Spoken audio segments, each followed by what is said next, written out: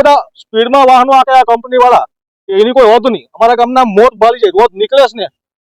અત્યારે અમને જાણવા મળે છે ત્યાં સુધી 2 લોકોના જીવ ગયા છે. એક શું કહેવાય કે બધા લોકો અહીંયા જે અત્યારે ઊભા છે ને બધાના દિલમાં રહેતો એ છોકરો હસમુખ યુવાન છોકરો અત્યારે અહીંયા અમારો જીવ ખોવાઈ ગયો.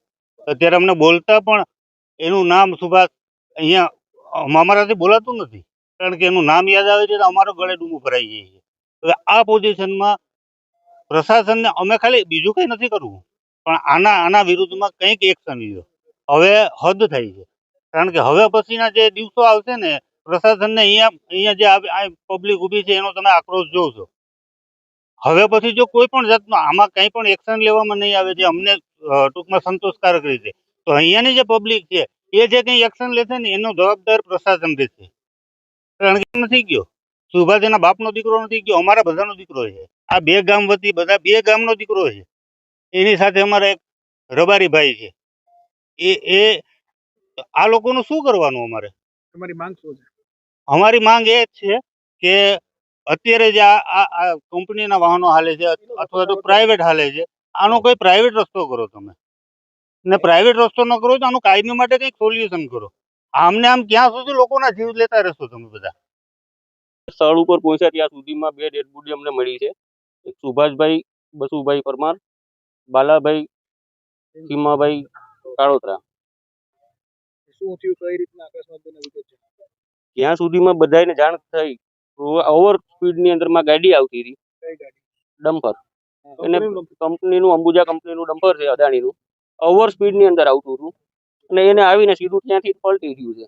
આ બંને માણસોએ ક્યારેય એની જિંદગીની અંદરમાં પણ મોટરસાયકલ પણ હલાવી નથી. એક ભાઈ વાડીએથી અહીંયા આવતા હતા રોડ ઉપર, એક ભાઈ બીજા જગ્યાએથી ગામમાં જતા હતા. અત્યારે ટોટલ 5 માણસોની માહિતી મળે છે, તો ટોટલ 6 માણસની અને 2 ડેડ બોડી થઈ છે. ટોટલ 4 ટુ વ્હીલ છે, એક ટ્રેક્ટરને નુકસાન થયું છે. જો બદનસીબે ટ્રેક્ટર ના હોત તો આગળ કેટલા લોકોનો ભોગ લે તે નક્કી ન થઈ શકે. અમારા ગામના ફાટકમાંથી એક ભાઈ કે 2 વ્હીલ વાળાને ઉપાડ્યો, ઇકો વાળાએ એને ઉપાડ્યો એટલે 50 ફૂટ સીધો સેટો ઘા કર્યો. એટલી બધી ઇકો ગાડી સ્પીડમાં હતી એટલે એને 108 બોલાવી. 108 બોલાવીને એને અમે બધાએ 108માં ઉપાડીને મૂકીને હોસ્પિટલ લઈ ગયા. એ હોસ્પિટલે એને રવાના કર્યા.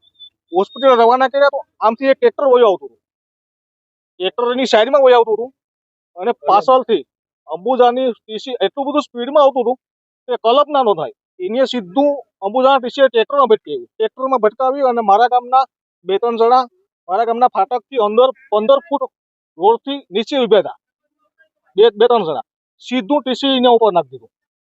અને એટલા બધા સ્પીડમાં વાહનો આકે આ કંપની વાળા કે એની કોઈ હદ નહીં. અમારા ગામના મોત ભાલી જાય રોજ નીકળે છે ને તો રોજ કોકને ને કોકને અડાડે. આમાં કોઈ તંત્ર પર ધ્યાન નથી દેતું કે કંપની પર કઈ જોતી નથી.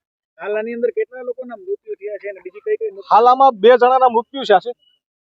એની ડેડ બોડીના સરકારી હોસ્પિટલમાં છે અત્યારે, અને બાકીના 2-3 જણા રાણાવાલા હોસ્પિટલમાં દાખલ છે. એક જણાને જુનાગઢ લઈ ગયા છે. 500 જણા ઇન્જર્ડ છે અને બેના એક્સપાયર થઈ ગયા. એક મકાન ઉપર ટીસી પડ્યું છે. મકાન અહીંયા છે ને ટીસી વાળાએ સીધું છે ને મકાનમાં ભટકાયું, ગાડામાં ભટકાયું. ગાડામાં ભટકાઈને મકાનમાં સીધું ગયું.